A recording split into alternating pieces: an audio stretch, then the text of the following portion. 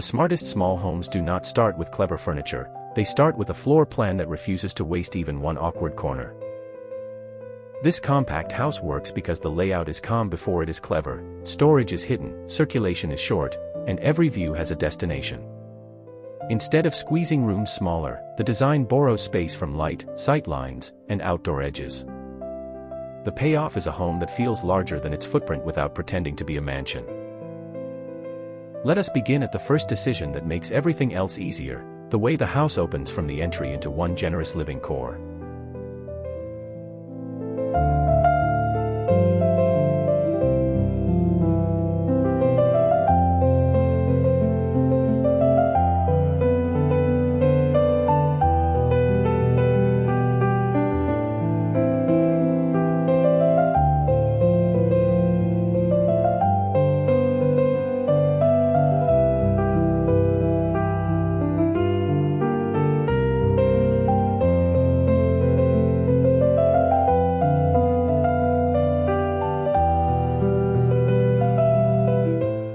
The entry is intentionally modest, because the plan saves its generosity for the room where daily life actually happens.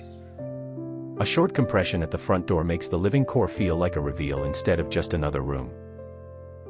Notice how the sofa, dining banquette, and kitchen all sit on one clean axis, so the eye reads length rather than square footage. The circulation runs along the storage wall, not through the middle of the furniture, which keeps the usable area calm. That is the first space-smart rule here: make movement obvious, then let the room breathe.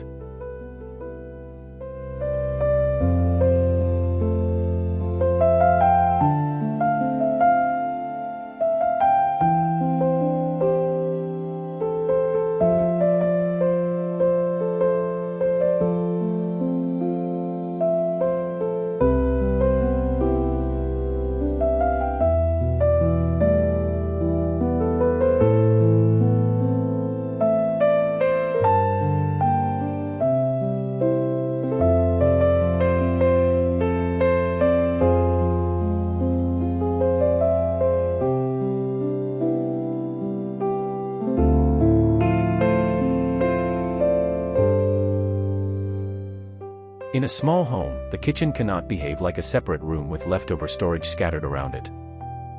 Here, the kitchen becomes a service wall, cooking, pantry, appliances, display, and a little visual warmth all in one controlled band.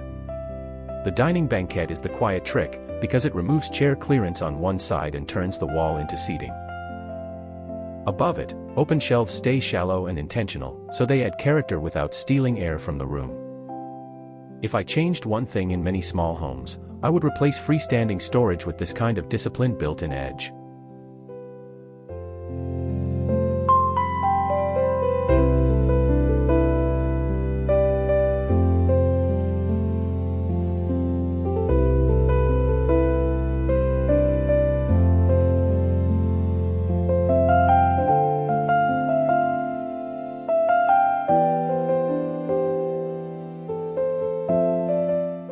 The best built-ins do not announce themselves as storage first. They read as architecture, which is why the room feels composed even when it is doing several jobs. That difference matters in a small home, because visual quiet is a kind of extra space.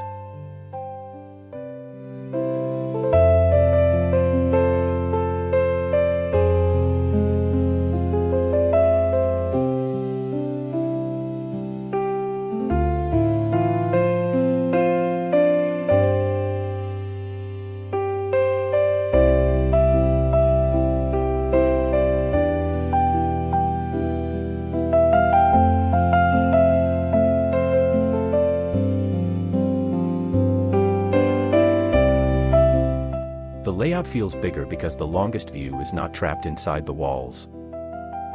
Large glass doors pull the garden into the living room, but the real move is that the floor finish continues outward. That continuity tells your eye the deck is part of the same room, even before you step outside. The covered edge is also practical. It gives shade, protects the threshold, and creates an outdoor room that is usable more often. Small homes need this kind of borrowed depth, not just bigger windows.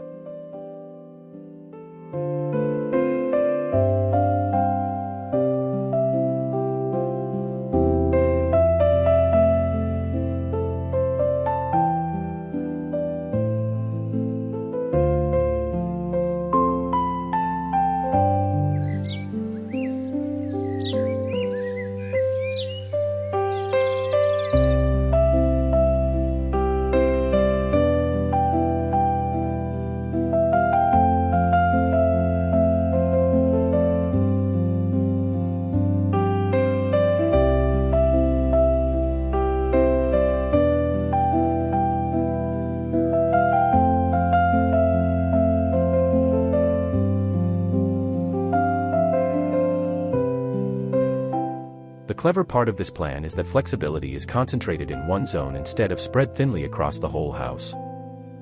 A sliding oak and fluted glass partition can turn the office alcove into a guest room, but it disappears when the home needs openness. The built-in desk stays shallow, the daybed carries storage below, and the wall lights keep the floor clear. Above, the small mezzanine reading loft gives the ceiling a purpose instead of leaving height as empty volume. It is a reminder that a compact home should multiply uses, not multiply doors.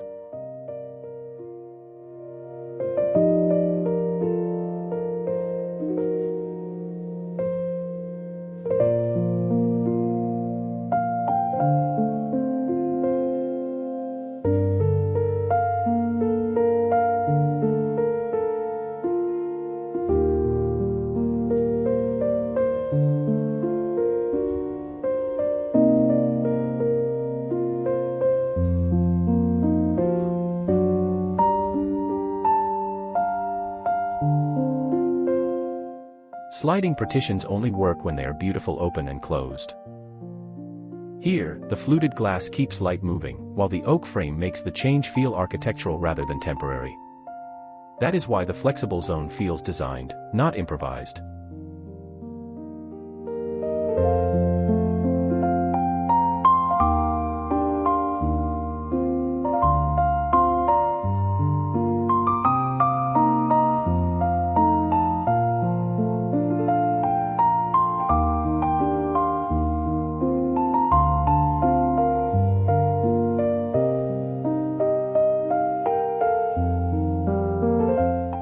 The private rooms sit at the calm end of the plan, away from the entry and protected from the busiest views.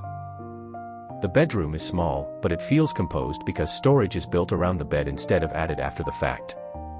In the bathroom, a pocket door, wall-mounted fixtures, and a continuous stone surface remove the little conflicts that make compact rooms frustrating.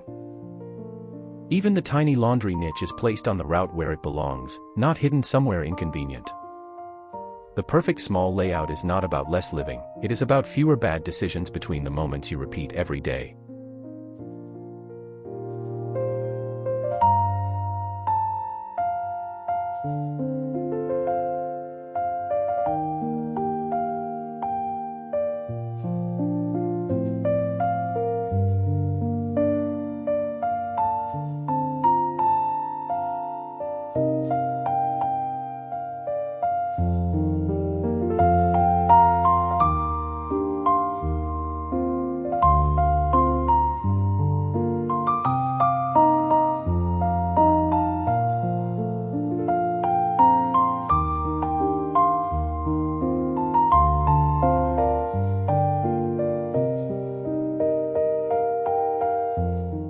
What makes this small home feel complete is not one spectacular trick, but a chain of disciplined choices that support each other. The entry compresses, the living core opens, the kitchen stores, the garden extends, and the private rooms stay quiet. If you are planning a compact home, start there, not with what you can fit, but with what each square meter should make easier.